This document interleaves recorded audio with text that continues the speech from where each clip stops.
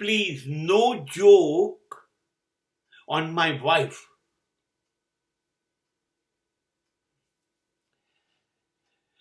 કેટલી કમનસીબી છે ખબર છે તમને? લગભગ બધા જ મિમિક્રી કલાકારો, હાસ્ય કલાકારો, હાસ્ય અભિનેતાઓ અને હાસ્ય નાટકો બધાની અંદર હસાવવા માટેનું જો કોઈ મટીરિયલ હોય ને તો એ પત્ની છે. શા માટે? શા માટે? શા માટે? આપણે એને હાસ્યાસ્પદ બનાવી દીધી. એક બાજુ કહીએ છીએ નારી તું નારાયણી,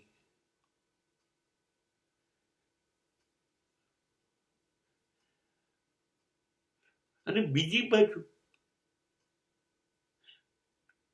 માત્ર ને માત્ર એની ઉપર જ ટૂચકાઓ બને, જોક બને એટલા માટે કે હસીએ, જેમાં એને બેવકૂફ બનાવીએ, બેવકૂફ દર્શાવીએ. બુદ્ધિહીન પત્ની હોય જેની દરેક મિનિટે મજાક ઉડાવી શકાય. એવું કેમ?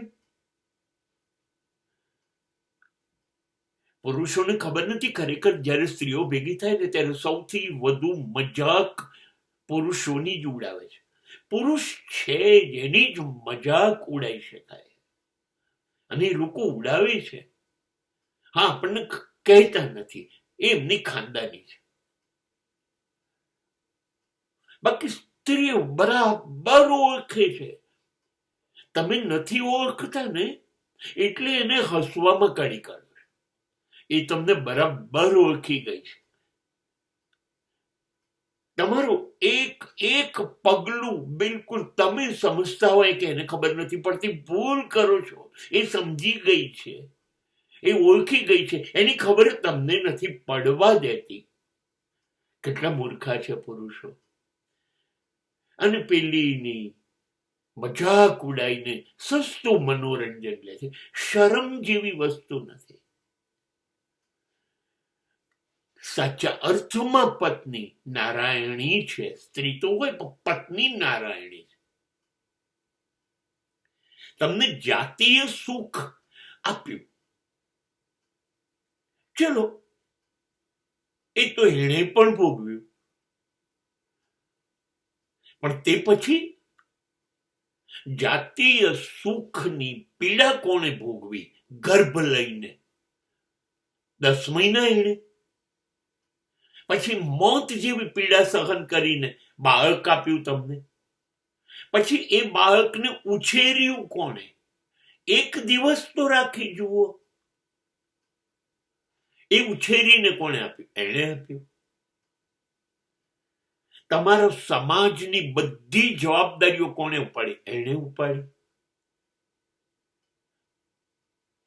ઘરનું કામ કરી જુઓ, કરી જુઓ એક વખતે. સાફ સફાઈ, લુગડા, વાસણ, 2 ટાઈમ રસોઈ, નાસ્તા, ફાવે એટલી વખત ચા કરી જુઓ. પછી ખબર પડશે ને. વર્ષો સુધી કરી જુઓ. અને પાછી તમારી અપેક્ષાઓ તો એવી છે, સ્વાદ પણ ન બદલાવો જોઈએ. આટલું બધું એને સહન કર્યા કરવાનું,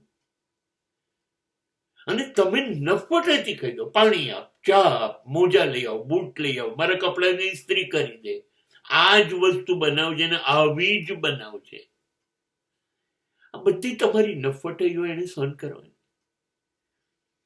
હરકતે બધી પુરુષો કરે છે.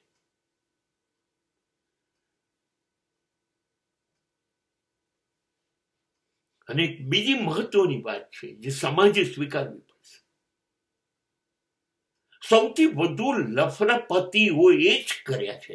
પત્ની હોય નથી કર્યા. પત્ની હોય લફરા સહન કર્યા છે. ચલાવી લેશો તમે, તમને છૂટ.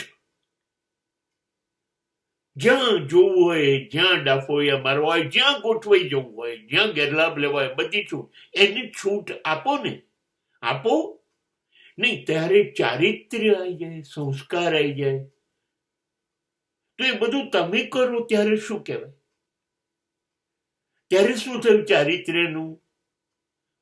ત્યારે શું થયું સંસ્કારનું? અને ત્યારે એવી ખાનદાન સ્ત્રીઓ છે જેણે 90% પુરુષોના લફરાઓને સહન કર્યા છે. તમે તો 10% સ્ત્રીઓ લફરા કરે એવી હોય ને, બીજે ક્યાંય જાય ને, અને જાય એમાં બી તમે જ કારણભૂત હો, તો એ 10% ને બી સમાજ સહન નથી કરી શકતો. અને છતાંય